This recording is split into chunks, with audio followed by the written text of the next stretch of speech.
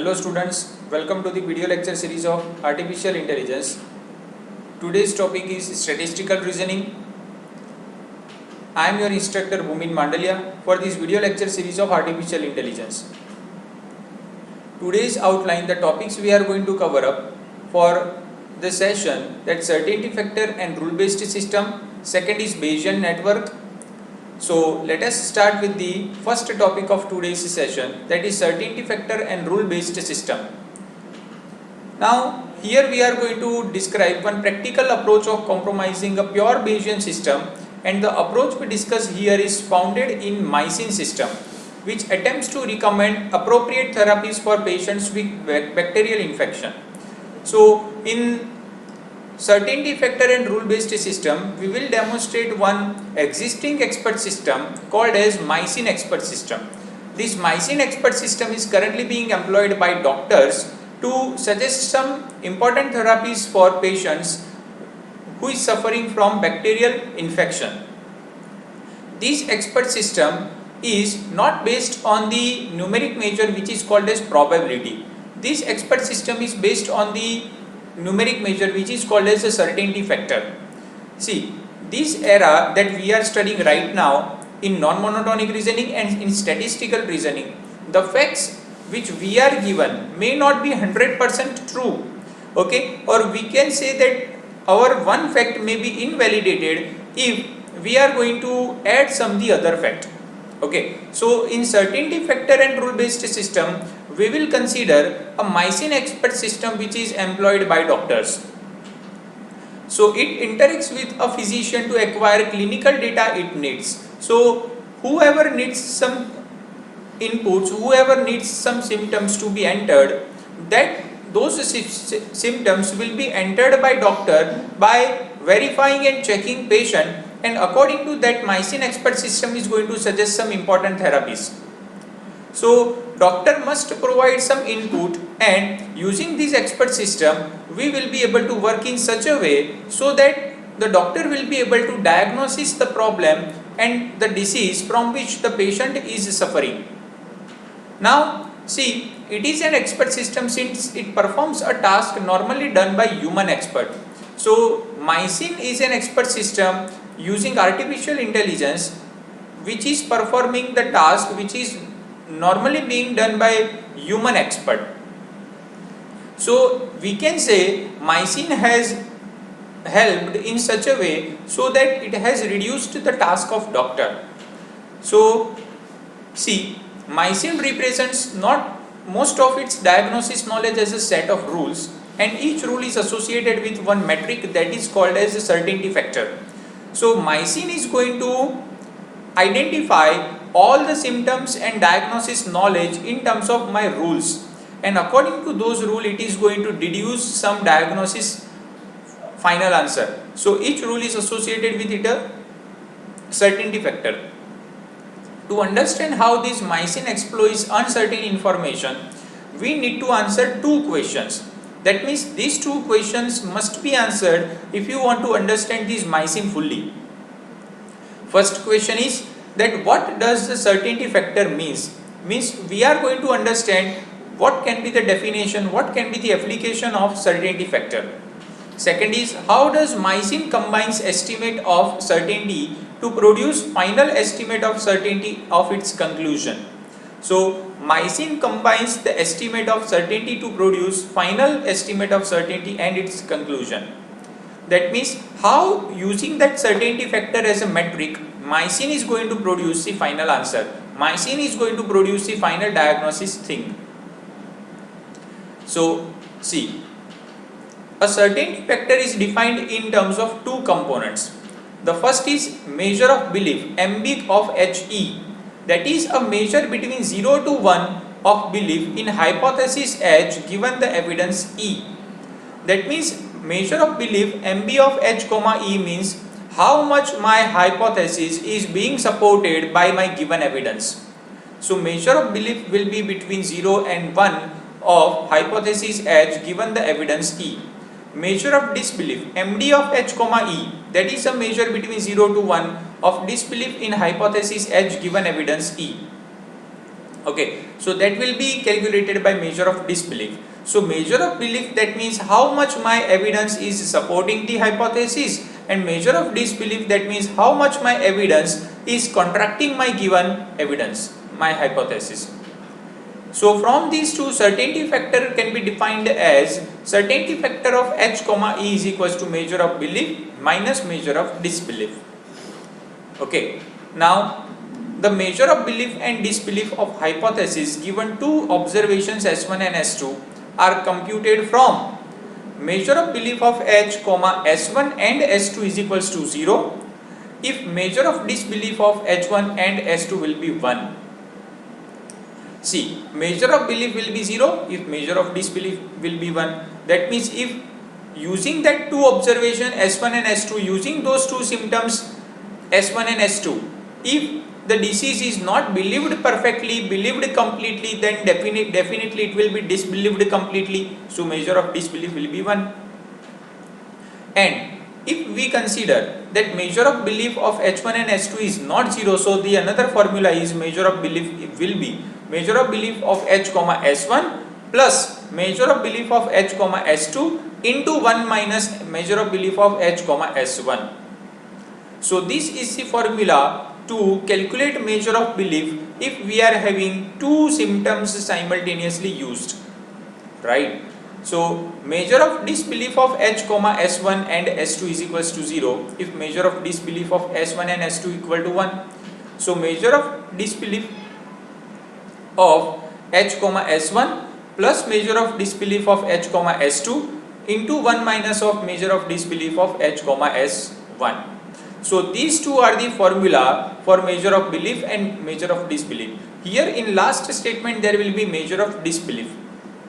Okay, so what I want to say to you people, that if we are given two symptoms simultaneously which are working on the basis of S1 and S2, then this formula can be used. Okay, so measure of belief and measure of disbelief, both of them will be there. Now see, let us interpret this formula.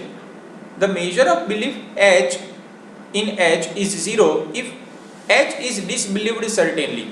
Otherwise the measure of belief in H given to observation S1 and S2 is the measure of belief for given one observation plus increment of second observation. So measure of belief in H given to observation S1 and S2 is the measure of belief for some observation and plus increment with the second observation.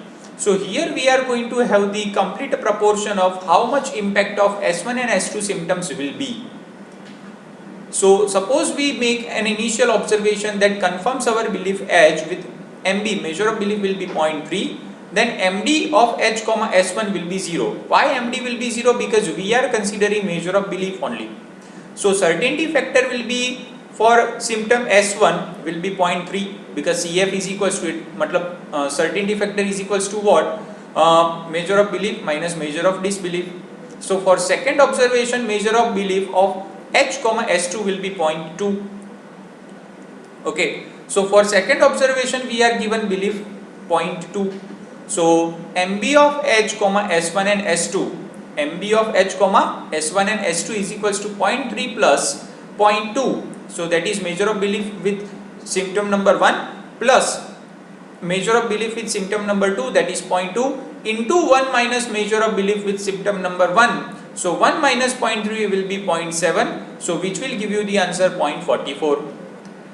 Right. Now measure of disbelief we are given, that is already 0. So final answer, that is certainty factor of H comma S1 and S2 will be 0.44 because certainty factor equal to what?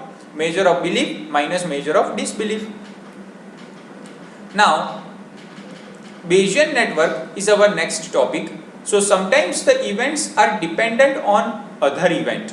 So if we are having some mutually dependent events, then how we will be able to find the conditional probability for those? So for that we are having Bayesian network. One very much important thing to remember for Bayesian network, that it is not the computer network first of all which is having hosts and routers and everything. Bayesian network is just one graph. Bayesian network is just one directed acyclic graph. So using this graph we are going to connect some nodes indicating the events and its evidences. So that is called as Bayesian network. So sometimes events are dependent on the other event. So this dependency can be shown using a graph which is called as Bayesian network. We can prepare a conditional probability table from Bayesian network. Okay, so let us have the figure that it rained, dog barks and cat hides. So three events and evidences are present in this graph. This is called as my directed acyclic graph.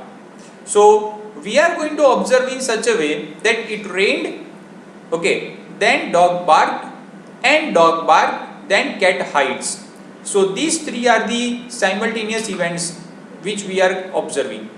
So see, it rained is going to work as evidence for hypothesis that dog barks, and dog barks will work as an evidence with the hypothesis that cat hides.